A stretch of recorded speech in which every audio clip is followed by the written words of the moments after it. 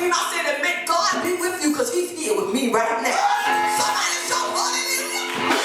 Somebody shout glory. Oh my God, hallelujah. See, the other person came in from x-ray. I said, well, what's taking you so long? Why are you taking so long to do the x-rays? He said, well, ma'am, look like 2 of your lymph nodes are positive in your body. And see, God didn't even allow that to register in my mind, because when it says your lymph nodes are positive, that means that the cancer is gone through your body. But see, I didn't even pay attention. God didn't even let it hit me. But what God did allow us to do is to talk to the doctor. When she came in, we were sitting in the room. And she said, we're going to pray about this thing. So she grabbed his hand, see, because when I went into the doctor's office, everybody was talking about him. And when I was in the hospital getting ready to have the surgery, one of the nurses said, who is your doctor? And I said, well, doctor, he's my doctor. She said, oh. I said, wait a minute, see how the enemy will try to come discourage you. When you have a positive report, we'll try to come tell you a negative thing. He said, well, I don't know about him because he came in here with attitude. And I said, you know, he did have attitude. He had no bedside manner. He came in there burning out. I had cancer, hadn't done anything. She said, well, I know you, I get a different doctor. I said, well, maybe I should get a different. I said, wait a minute. All right. So I said, look. I said, they talking about I should get a different doctor. I said, what should I do? I said, she said, we're going to pray about this thing. So when that arrogant doctor came in there, because everybody say so arrogant with his head up, he wouldn't even think he knew how to pray. When he came in his office, he didn't even holler to talk to you, just zap it. So she grabbed him out and said, somebody shout hallelujah. We began to pray and call on the name of the Lord.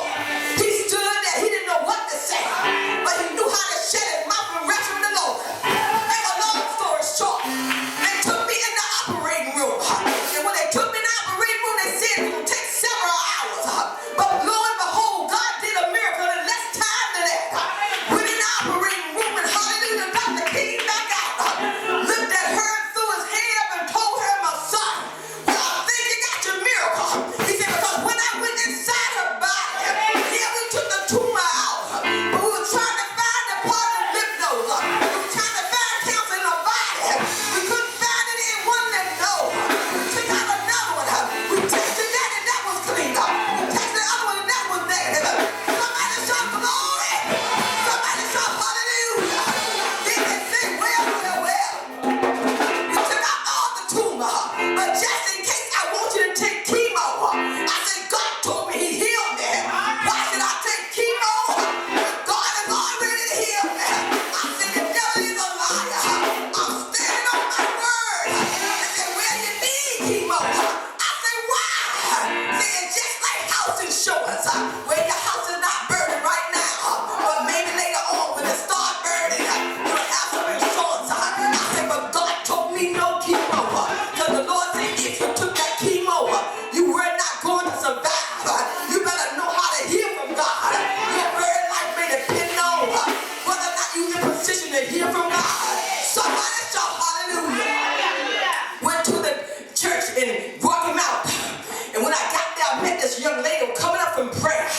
Said her mom and dad had about both hands. I'm going to stop because this ain't my time to preach, but I got to tell my testimony. Said they sent her home because they said she had breast cancer. Said but the cancer wasn't what was killing her. Said the chemo that they gave her was killing her. Gave her congestive heart failure. She couldn't even hardly walk up in there. But when God finished doing it for her, when we laid hands on her, she began to run up and down that aisle. Shout hallelujah. Shout glory. Well, to make a long story short, when I came back to North Carolina, I got on TV and I said, you thought you had me, but I got away. I said, great is he, Jesus Christ, that's in me, than anything that's in the world. I said, I'm healed by the glory divine. And not only that, I haven't had any chemo. Back down to 2007, my body is still strong. No cancer in my body. But wait a minute. I went to my Denise's shower a couple of years ago. And she said, you know, auntie, I said, what? She said, you remember that doctor because she worked in the hospital and she worked alongside of that doctor sometime. She said, do you remember that doctor? I said, yeah. I said, what happened? She said, I'm going to tell you, auntie, he's dead and he's gone. I said, what do you mean? Hush your mouth.